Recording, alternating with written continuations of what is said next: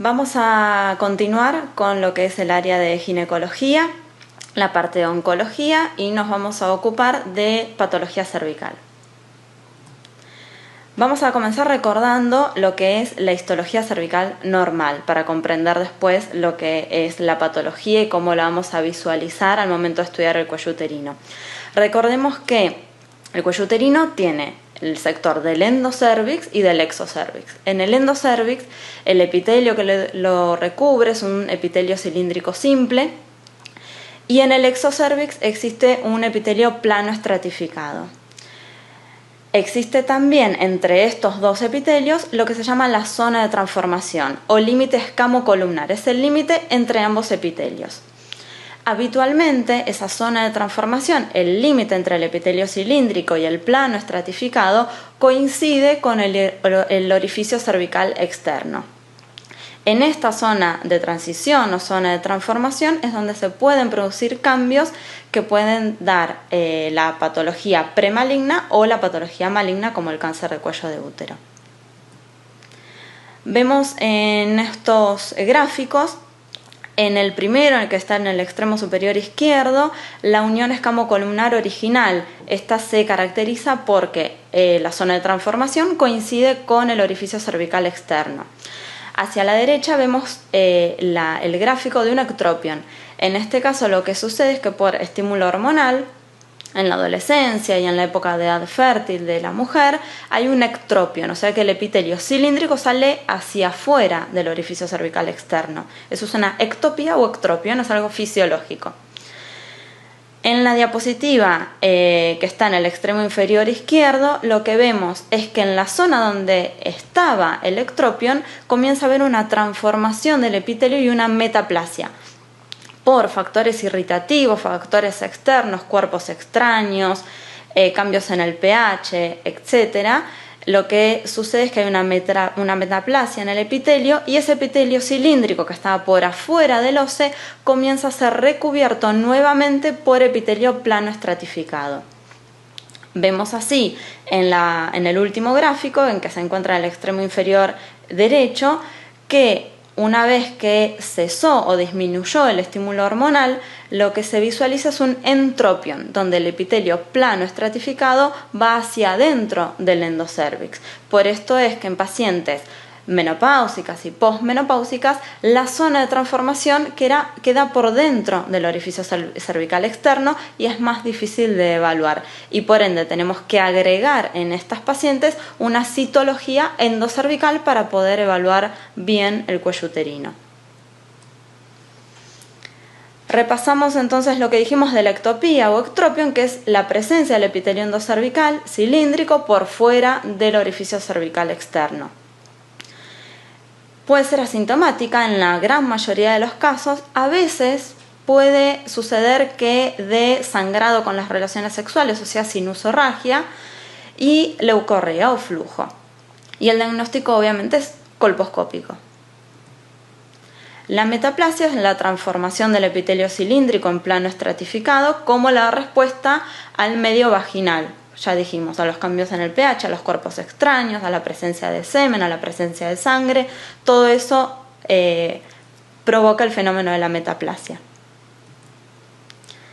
La cervicitis es la inflamación del cuello uterino, generalmente se acompaña también de inflamación de la mucosa vaginal, o sea, de una colpitis, y puede ser tanto por infecciones como por trauma.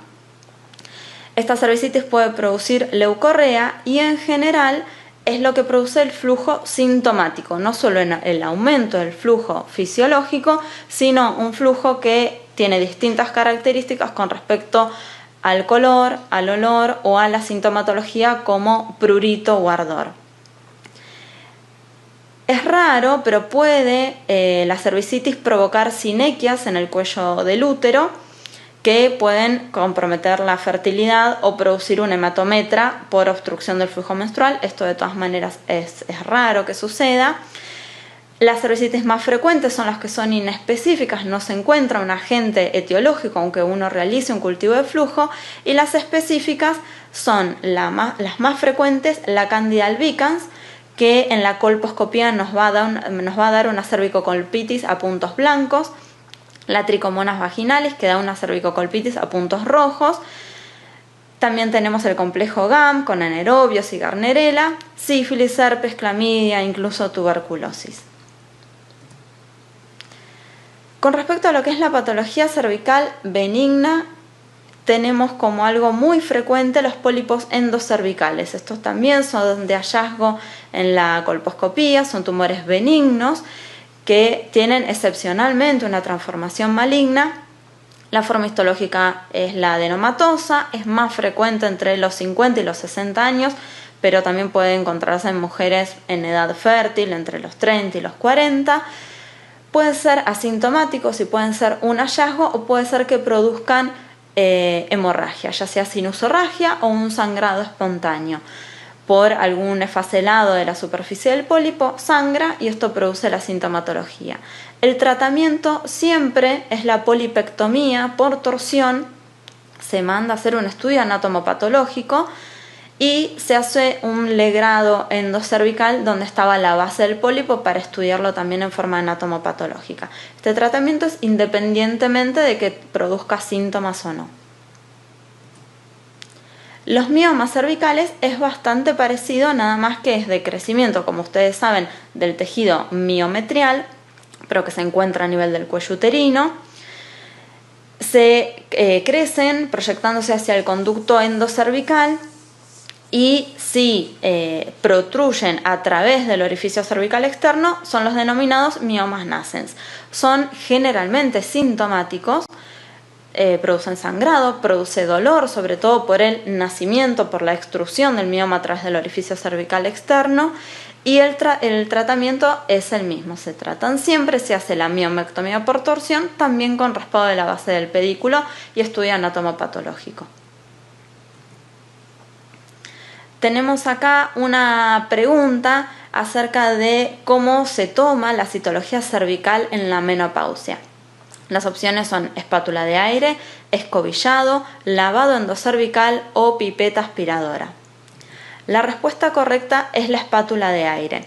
Es interesante analizar las opciones de esta pregunta por dos cosas. Primero, porque la citología cervical en la menopausia hay que hacerla con la espátula de aire, igual que en la premenopausia, pero esto hay que agregarle, como dijimos anteriormente, la citología endocervical. ¿Cómo se toma la citología endocervical? Con un cepillado endocervical o con un legrado endocervical. El legrado en general no se utiliza, se suele utilizar el citobrush o cepillado. Entonces, ustedes fíjense que además de que tenemos la respuesta correcta, que es la espátula de aire, las otras tampoco son correctas porque no están correctamente enunciadas. La B es escobillado solamente, que no es correcto.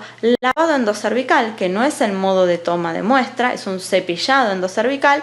Y pipeta aspiradora, que la aspiración no se utiliza, ¿sí? Entonces, tengan muy en cuenta no solo saber cuál es la respuesta correcta, idealmente, sino saber si las otras no están bien enunciadas o no son correctas al momento de responder.